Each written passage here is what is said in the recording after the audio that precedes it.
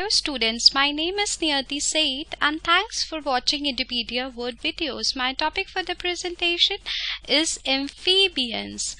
We'll be studying about this kingdom. Okay, so let's proceed towards our topic, that is amphibian or the herpetology. Herpetology is the study of reptiles and amphibians. The word amphibian means double lives. That means amphibian, they spend their life in water and on land. Okay, that means amphibian. To amphibian you can also call it as double lives, okay, because they can spend their lives in water and on land as well.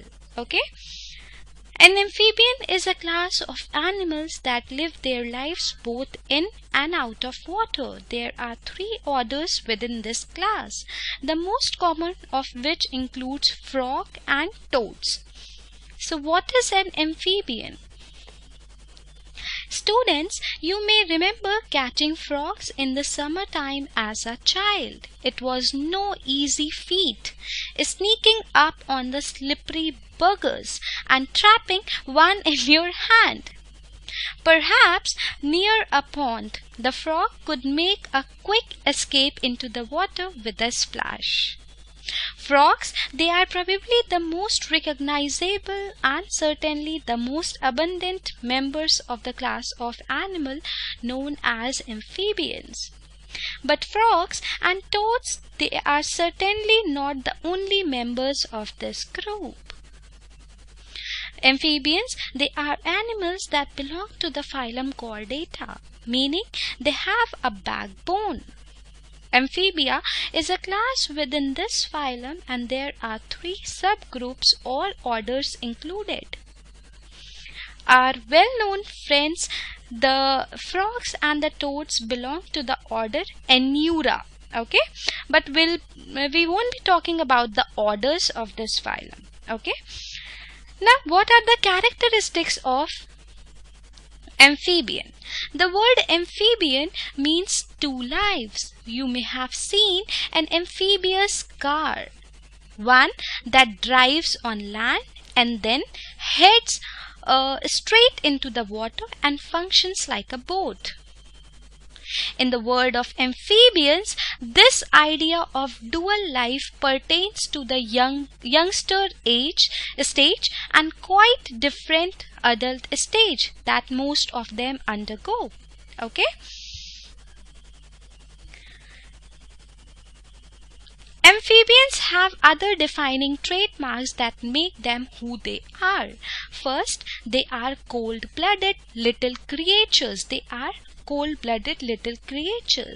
Okay, amphibians are at the mercy of the environment around them. They have to regulate their temperature by physically moving to or away from the heat source. Okay, if it is an extremely hot day, you will probably find those frogs lounging in the pond. Okay, another important characteristic of this class of animals is the fact that amphibians have moist and scaleless skin. Now just think back to the catching those frogs. You could feel the thin, slippery layer covering its body. It is for this reason that frogs and their relatives must stay close to water at all times. And it's not just because they enjoy swimming. Okay, amphibians, they absorb their water right through their skin. Unlike their reptile cousins, they have that have thick scales covering their body. The skin of the amphibian is extremely thin and fragile. Okay, so let's see how the evolutionary adaptation for life on land took place. Because they have stronger bones, they have lungs and breathing tubes, they have sternum. Sternum is also called as breastbone, and ribs to protect internal organs. Now what is an amphibian? There are about 4,000 plus species found on Earth. Okay, they give rise to modern land vertebrates. Amphibian means double lives. Larvae, they start life in water with gills, and adults are terrestrial with lungs. Frogs and toads are the most diverse, with about 29 families and 4,380 species. Okay, the small genetic change could have transformed lobed fins into limbs. Even a single mutation in one master gene can lead to a big change in morphology. Morphology means study of the external parts of particular organism. The amphibians are the first vertebrates with four legs, okay, and their body plan and reproductive mode are somewhere in between the fishes and reptiles. Okay, fishes, before amphibian, fishes are there, and after amphibians, reptiles are there. Okay, so their body plan and reproductive mode, they are somewhere in between the fishes and the reptiles. Okay, most species, they are dependent on aquatic or moist habitats to complete their life cycles, and they include frog, toads and salamanders.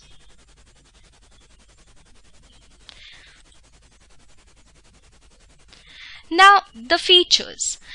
We'll be studying about the body, about frog's body. So the body of the frog is divisible into head and trunk. Okay, this is the head part and this is the trunk part. Okay, they have moist skin through which they respire, and unlike reptilian cousins, they don't bear scales on their skin. Okay, tymphanum represents ear. Okay, tymphanum, it represents ear. Cloaca is a common chamber. This is the cloaca. Okay, this is the cloaca that represents that is a common chamber where alimentary, urinary and reproductive tracts, they open. Okay, respiration takes place by three organs, which are those: gills, lungs and skin. Okay, gills, lungs and skin. Heart of frog is three-chambered. Okay, so we'll be studying about the vascular system of the frog also, but for the timing, just know that the vascular system of frog is very well developed, closed type, and frogs have a lymphatic system too. The blood vascular system, it involves heart, blood vessels and blood. Whereas the lymphatic system consists of lymph channel and lymph node. Heart of the frog is a muscular structure which is situated in the upper part of the body cavity. It has three chambers, that means two auricle and one ventricle, and is covered by a membrane called pericardium. A triangular structure called sinus venous is there that joins the right auricle. It receives blood through the major veins called vena cava. Okay, and the ventricles, they open into a sac like conus arteriosus on the ventral side of the heart. We'll be studying everything in detail when I'll teach you the circulatory system of frog. But for the timing, just know that heart is three-chambered. Okay, and frogs, they are oviparous and indirect development is seen in them. Okay, now as we know that frogs are oviparous in nature, that means frog, they lay their egg in water.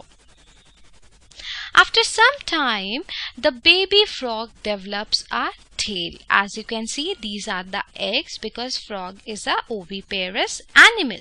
So the female frog, it lays egg. And after some time, the baby frog develops a tail. See, this is a baby frog that has developed a tail.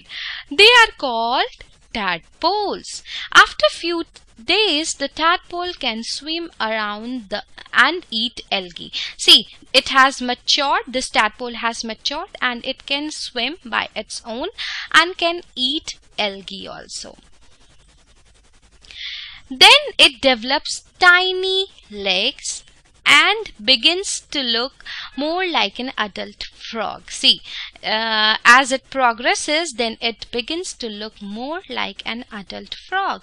But the thing is that the adult frog doesn't have tail, but it has tail. The only difference is this.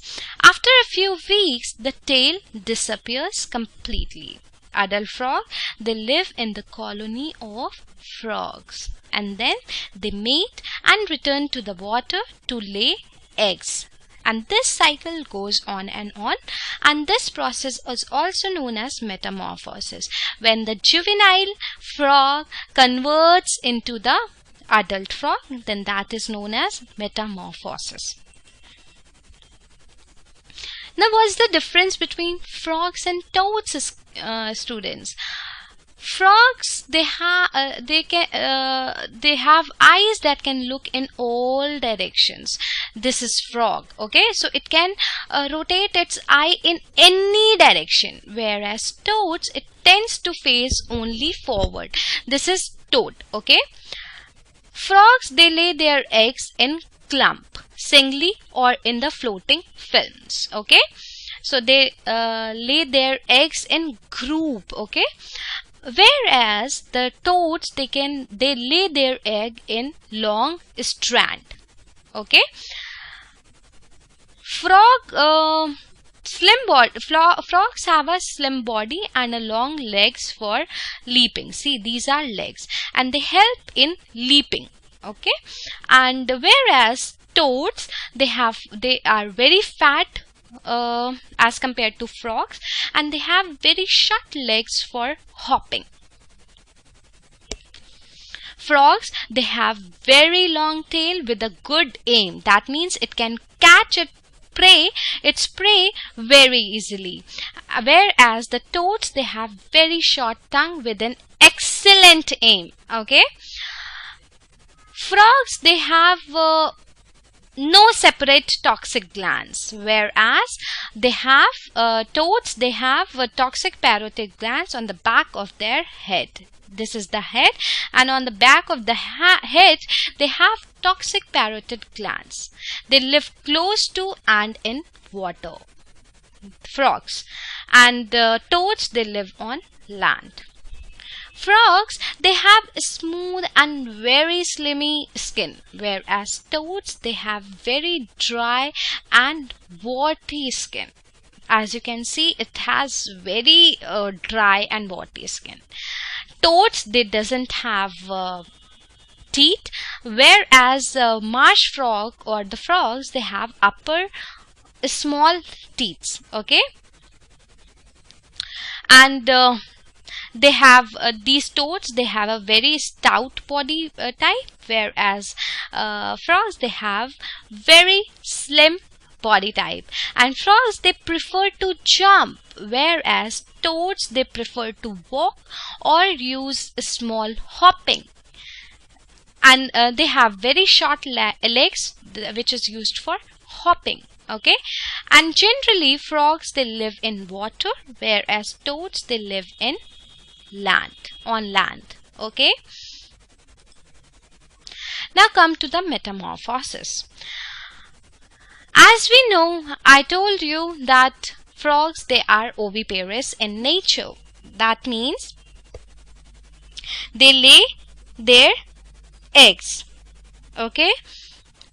And eggs, they hatch into small fish-like larvae, which we call it as tadpoles.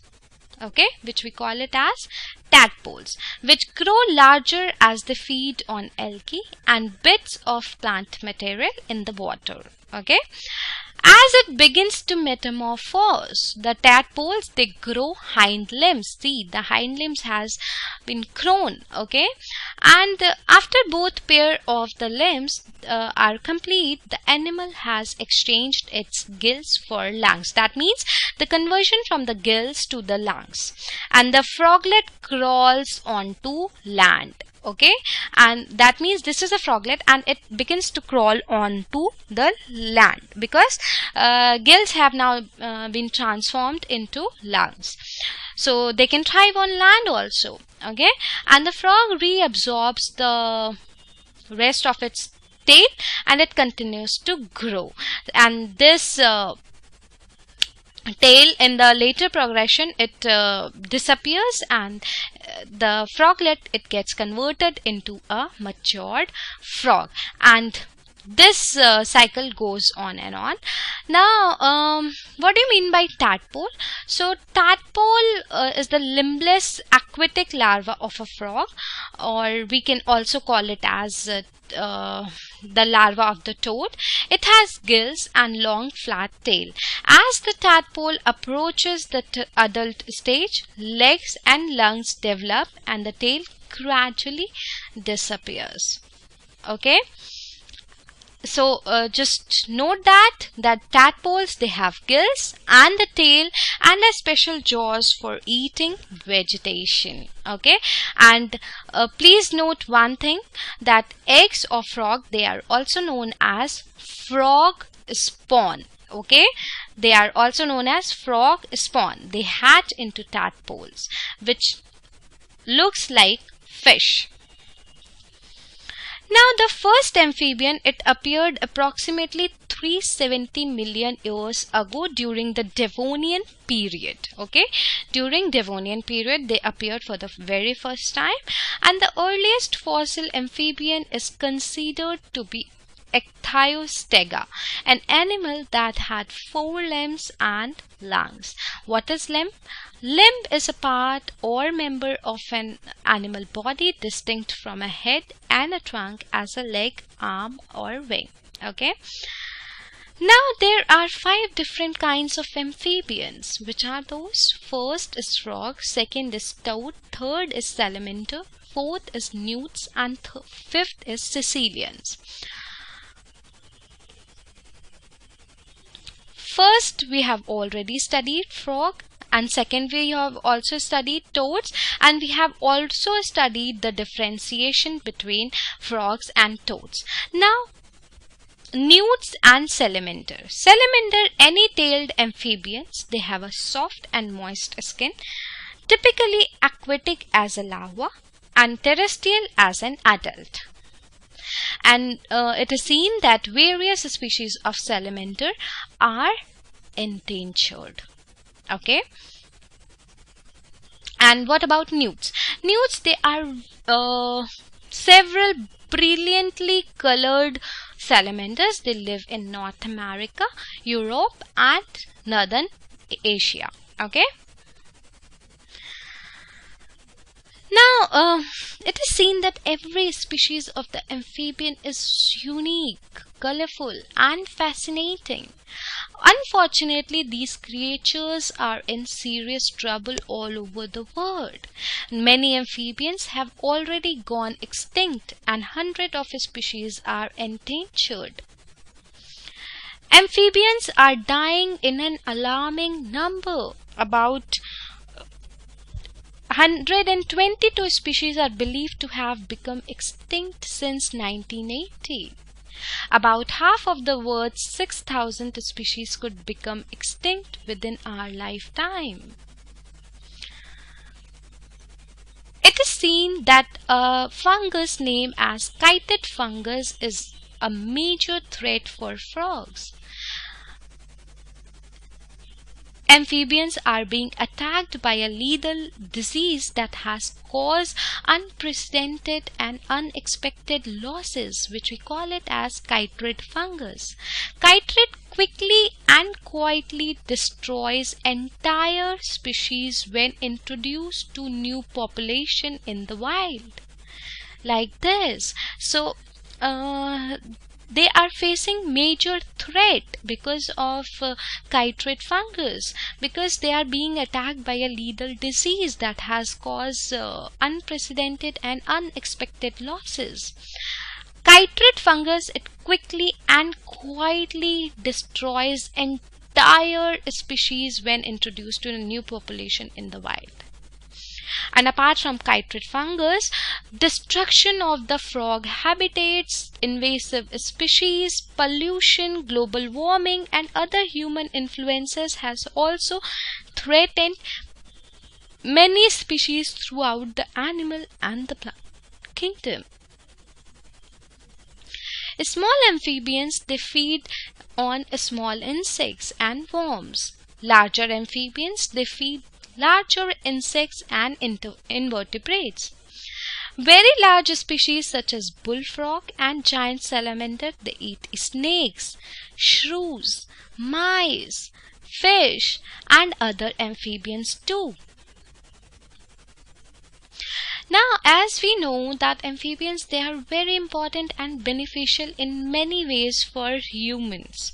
Okay, because they play an important role in nature as both predator and prey, and thus they sustain the delicate balance of the nature.